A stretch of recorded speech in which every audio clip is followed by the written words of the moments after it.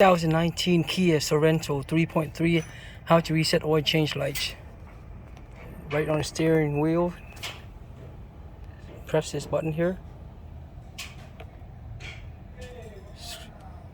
and use the thumb.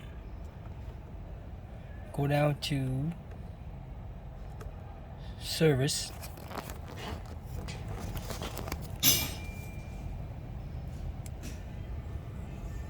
Press this button down.